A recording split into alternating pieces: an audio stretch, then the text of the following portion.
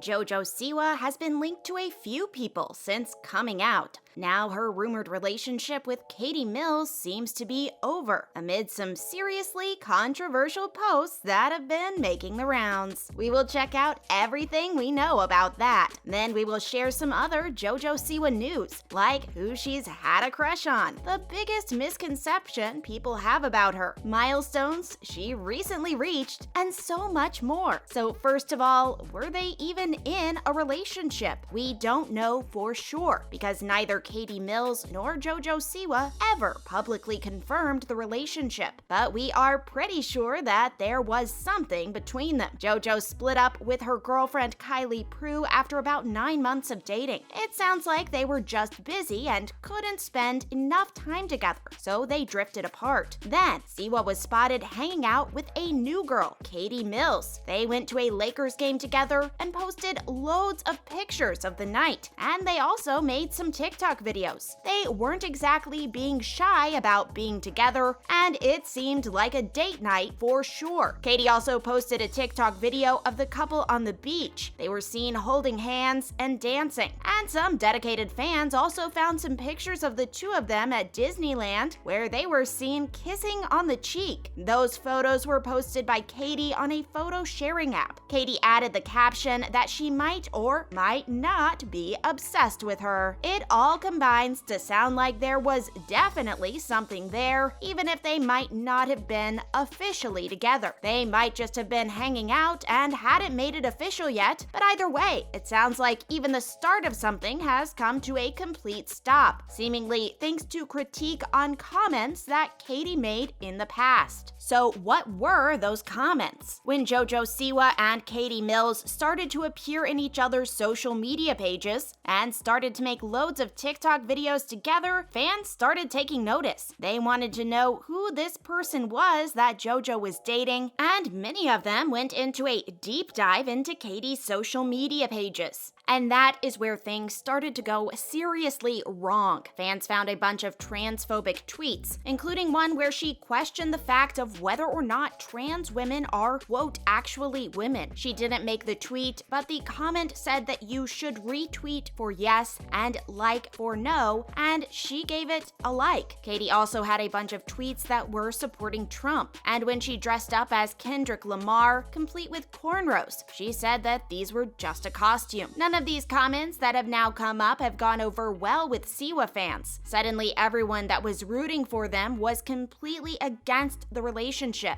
It wasn't really surprising. A lot of Siwa's fans have spoken out in the last year about how much she has inspired them to be themselves and make their own life choices. Spending time with someone who has said pretty much the opposite was not a great look. Next, did Katie Mills apologize? Yes, she has released a long apology where she tried to explain all of the comments and her actions in the past. First, she explained that there were some of the Trump things that she did support and some that she didn't. She went on to explain that some of her dearest friends come from different races and colors and that she views them all equally. When she explained her comments on transphobia, she said that she was very ashamed of these, but that she had known that she was gay from a very young age, and her family, who were part of the LDS religion, did not like when she said so. Her family and religious leaders all told her that she had a mental illness, and her family even sent Katie to conversion therapy. So even when she knew, she started denying the entire community, and she now regrets it deeply. Mills also went on to say that it would be the final time that she would ever address the controversy. She said some terrible things and disappointed a lot of people, and now she is paying the price according to her. Could one of those prices be that her relationship is over before it even started? It is very possible. Why did JoJo make a comment on her relationship status? As I mentioned, the couple never even went official with their relationship, but either way, it sounds like it is done now. Earlier in the year, JoJo made a list of things that she would like to compare next year and see how far she's come in a 1-year period. And one of the questions that she answered was her relationship status. JoJo wrote, single. That clears things up pretty definitively. Again, we don't really know just how much influence Katie's comments had on the end of the relationship, or if they just stopped hanging out even before it all came out. But I doubt JoJo would stand for anyone in her inner circle making comments like that. Not only would it be really bad for her image, but it is kind of personally insulting too. It isn't a great situation, and it would make sense that JoJo would rather pull back than get more involved. Do you think Katie Mills' apology was genuine? Does she deserve another chance? Share your thoughts with us in the comments section. We would love to hear from you. Next up, we will get into a bit lighter JoJo Siwa news, looking at who the crushes she had as a kid, the misconception that she feels people have about her, and the fun milestone that she recently reached. Now we look at people's biggest misconception. Recently, JoJo Siwa has spoken out about the biggest misconception that people have about her, and it is one that really frustrates her. People keep thinking that her entire public persona is a complete fake and a character. She shared that people have kept asking her if she would put the character to rest soon. I get it. With all the bows and sequins and glitter, it feels a little bit over the top. And since she is always smiling, it also looks like she's acting most of the time. But according to Siwa, that is just who she is. She is happy, and she does enjoy having fun with her style, even if it does end up being over the top. She's been dressing up and with a new hairstyle recently, but that is all just part of growing up. And obviously, that is going to happen when a girl turns 18. She gets to explore her style in any way that she wants to, and in her case, that could mean that she might be toning it down. Still, it doesn't mean that it was all completely fake. It just means she's changing, as all people do. Who was her crush growing up? When asked about childhood crushes, she had to dig a little deep to give an honest answer. She explained that for a long time, she didn't realize that she was attracted to women, so she told herself that she had a crush on Justin Bieber and Zac Efron. But now, looking back, she realized that there were a few people that she had a bit of a crush on. One was her ex-girlfriend, and another was Jenna Dewan, and then the third was a fellow TikToker. When pressed, she admitted that the TikToker was also a friend, and it is Olivia Ponton. She called her hot, gorgeous, and just really awesome. Plus, she's also really nice, and that is the most important thing. Siwa went on to explain that the thing that she is attracted to is not how people look or what their gender is. She doesn't find people physically attractive. Instead, she falls for people's personality. Siwa and Olivia Ponton are good friends, so let's hope things don't get awkward because JoJo admitted that she had a crush. But I doubt it. I'm sure if she was willing to share it in public, then they've already spoken about it in person. But that is what fans love about JoJo. She's always willing to share herself with them, and now they will finally once again be able to experience that in person, getting back on stage after a 2-year break. JoJo Siwa loves spending time with her fans and performing for them, but in-person concerts have not really been possible in the last few years thanks to the pandemic. Now she is finally getting to continue her Dream the Tour